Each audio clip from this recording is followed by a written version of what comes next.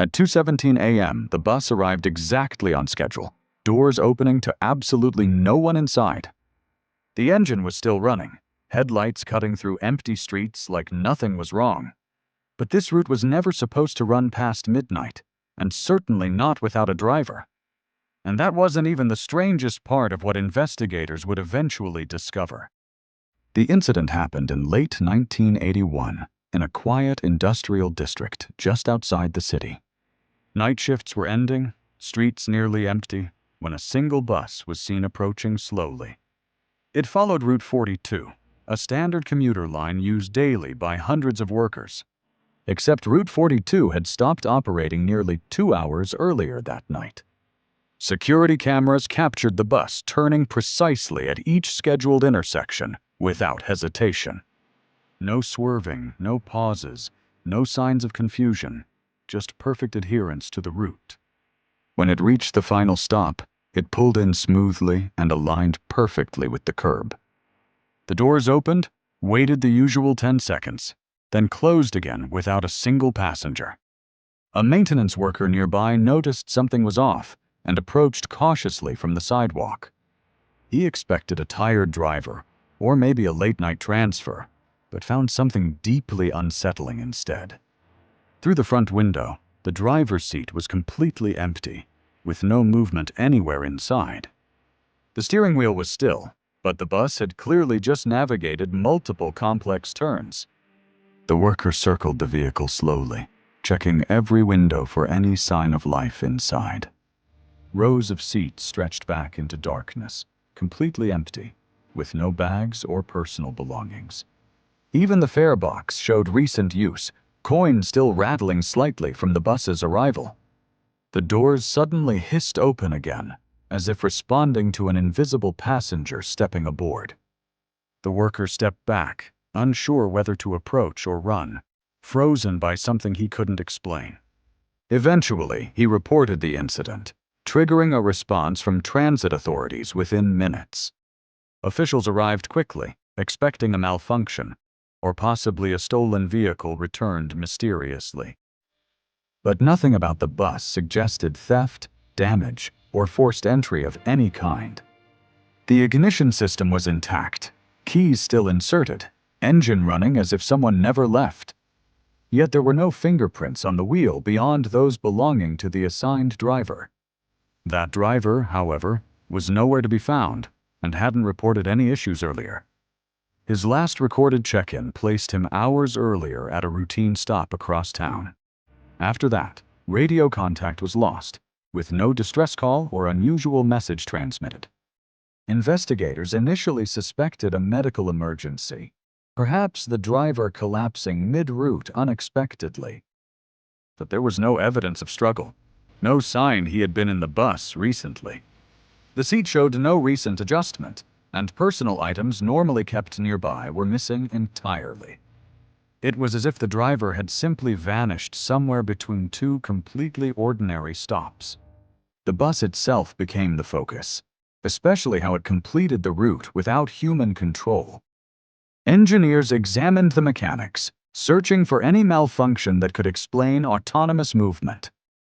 But in 1981, no system existed that could operate a city bus with that level of precision. There were no experimental technologies installed, no hidden modifications, nothing remotely advanced on board.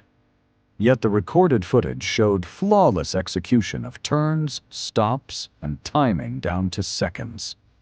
Then investigators noticed something even stranger buried deep within the route's timeline. The bus appeared on camera several times before it was officially seen leaving the depot. In multiple recordings, it passed intersections at times that didn't align with its departure. That suggested the bus had been moving before anyone realized it was even in operation. Which raised a question no one could comfortably answer: who or what started it? As the investigation continued, reports began surfacing from people along the route that night. A factory worker claimed he saw the bus pass by with interior lights flickering irregularly. Another described hearing faint movement inside, like shifting weight, but saw no one through windows. One account stood out more than the others, and it came from a late-night security guard. He insisted the bus slowed briefly near his post, as if acknowledging his presence deliberately.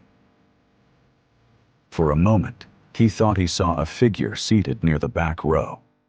But when he focused, the seat was empty, and the bus continued moving without stopping.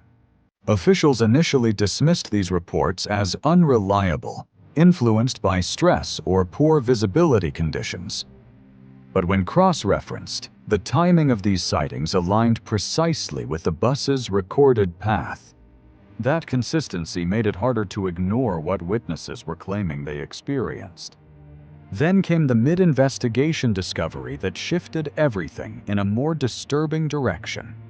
The bus's internal stop request system had been activated multiple times during the route. Each request corresponded to stops where the bus slowed, opened doors, and then continued forward. Except no one ever boarded or exited at any of those stops during that time, which meant something inside the bus was triggering stop requests as if passengers were present. And those triggers occurred at consistent intervals, mimicking normal commuter behavior patterns. Investigators recreated the route manually, trying to replicate the sequence of stops and movements. But without input from a driver or passengers, the system remained inactive during testing. There was no mechanical explanation for how those stop requests were generated repeatedly. Even more unsettling, the pattern of stops matched the driver's usual schedule almost perfectly. It was as if the bus was following habits, not instructions, repeating something it remembered. Attention shifted back to the missing driver, whose disappearance remained completely unresolved. Search teams combed the entire route, nearby areas, and surrounding buildings without finding any trace. No body, no belongings, no signs he had left voluntarily or encountered any danger. His family reported no unusual behavior leading up to that night. Nothing out of character. He was experienced, reliable, and had driven that same route hundreds of times before. Yet somehow, he vanished, and the bus continued operating as if he never left. Weeks passed, and the case grew colder, explanations becoming less convincing with each attempt. Officials quietly closed the investigation, labeling it an unresolved mechanical anomaly with missing personnel. But internally, many involved admitted the evidence didn't support any conventional conclusion. The bus was eventually returned to service after extensive inspections showed no ongoing issues. Drivers assigned to Route 42 reported nothing unusual, though some refused to take late-night shifts. One driver later mentioned the doors opening briefly at empty stops without any input. Another claimed the engine would occasionally idle differently near certain intersections along the route. None of these incidents were officially documented, dismissed as coincidence or operator error. But the unease around that specific bus never fully disappeared among those familiar with it. Over time, the story faded into local rumor, resurfacing occasionally in quiet conversations. No official explanation was ever released that accounted for every detail observed that night.